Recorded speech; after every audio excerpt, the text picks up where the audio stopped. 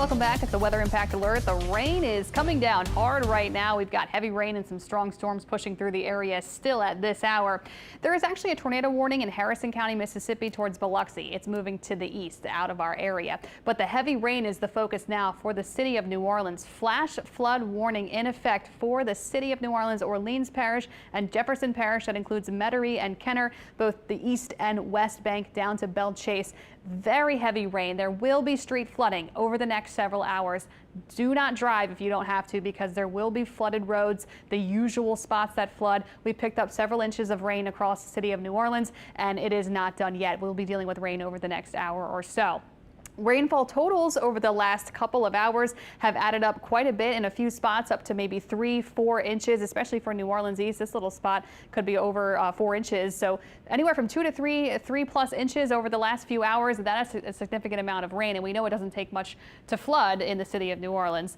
Looking ahead to the North Shore, so Slidell still dealing with some heavy rain, some locally heavier showers for Mandeville and Covington, but things are starting to clear up on the North Shore and move into South Mississippi. Some steady and soaking showers for Bay St. Louis and South Mississippi. Heavy rain for the South Shore, the metro area getting slammed with rain, also for our river parishes. Down the bayou, there's still a corridor of rain in Terrebonne Parish through Thibodaux, and this is going to continue to move to the east-northeast over the next couple of hours. So the rain and storms will be with us until about midnight tonight. So that is our big concern, is the heavy rain the next couple of hours.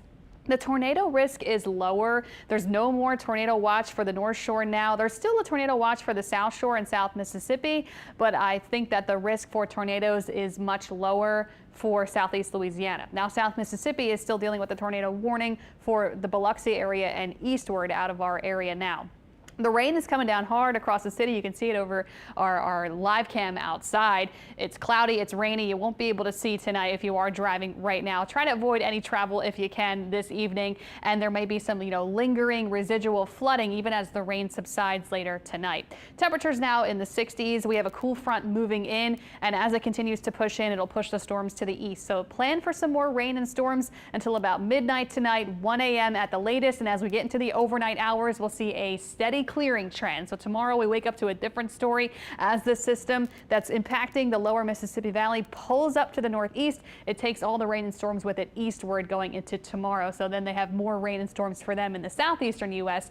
going into Sunday. But as for us, as it pulls away, we have some dry air getting in behind it. So the dry air is already starting to move into western Louisiana. It'll make its way into southeast Louisiana overnight. That means it will be less humid and much nicer tomorrow. So right now is our only bad weather. And then once we get into the overnight and over the next week, looks really great. Smooth sailing. Tomorrow, plenty of sunshine, lower humidity, beautiful day, but make sure you drive carefully tomorrow. There could be some branches, twigs, leaves, things that are knocked down on the ground, maybe some, some power lines down, some big tree branches in a few spots. There have been several reports of damage, especially on the North Shore, which I know Rachel Hanley will talk about in just a few moments. But tomorrow is going to be a very nice day. And then we stay mild Sunday, Monday, and Tuesday to close up 2024. The year was almost over.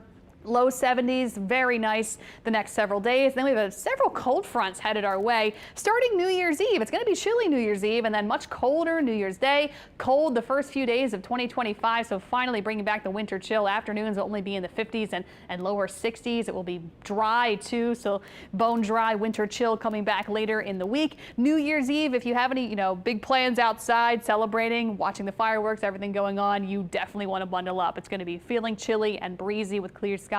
Temperatures will be in the 50s for the midnight celebrations, then we'll get down to the 40s in the morning on New Year's Day. So a cold snap coming our way finally. After we've been so warm and muggy the last few days, we get some chilly weather going into the first few days of 2025. Temperatures will be much colder in the nights and mornings in the 30s and 40s. So we'll have some frost north of the lake in the mornings later this week.